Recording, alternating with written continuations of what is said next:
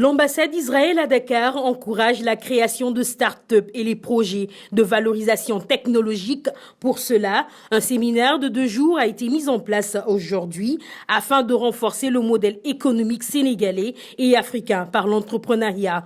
Piloté par l'État d'Israël en lien étroit avec la fondation Konrad Adenauer et la Direction générale à l'entrepreneuriat rapide, la cérémonie d'ouverture a vu la présence de Madame la ministre de l'économie numérique, des postes et des télécoms, Ndeti Ndiaye Diop. Rappelant ainsi les efforts de l'État pour renforcer les start-up, la ministre dit bel et bien prise en compte les besoins de ces entrepreneurs. Le séminaire vient à point nommé. Vous le savez, le Sénégal a choisi, et je dirais le président de la République, son Excellence M. Macky Sall, a choisi de faire du numérique et un levier pour le développement économique et social de notre pays.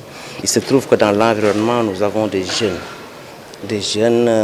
qui innovent, qui développent des applications. On ne s'arrêtera pas là parce que les start-upers ont demandé et ont exprimé le souhait d'être encadrés dans le cadre d'un partenariat pour avoir des partenaires stratégiques dans ce domaine, effectivement. Selon le représentant résident de la fondation Konrad Adenauer, Thomas Falk, le Sénégal a connu ces dernières années une remarquable transformation économique.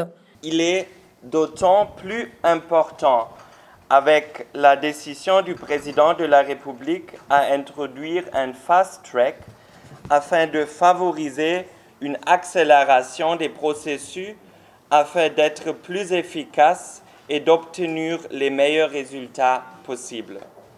La Fondation Konrad Adenauer travaille depuis 2018 avec les startups, mais appuie depuis plus de 27 ans les secteurs privés sénégalais en partenariat avec le Conseil national du patronat afin de renforcer le modèle économique par le biais de formation pour entrepreneurs, cadres et employés d'entreprises. Sénégal 2030 Africa Startup Nation, thème de ce séminaire, vise à rendre le Sénégal plus compétitif dans le domaine des techs. Selon le diplomate israélien, dans cette ère de la haute technologie et de l'économie numérique, le Sénégal a tout pour réussir. Ces capitales jeunes entrepreneurs a tout pour réussir. Il leur manque juste un peu d'encadrement pour renforcer l'écosystème. Dans cette salle, nous avons les institutions gouvernementales, les secteurs privés et les entrepreneurs. Pendant 2 jours, il vous est offert des sessions de formation sur comment promouvoir vos startups et renforcer l'écosystème sénégalais et africain. Les Israéliens, Chaim Gilad et Santiago Ini, l'Allemand Juri Schneller et vous, chers Sénégalais, vont échanger sur les idées novatrices. L'État du Sénégal a l'ambition d'injecter 3 milliards par an pour renforcer les start-up.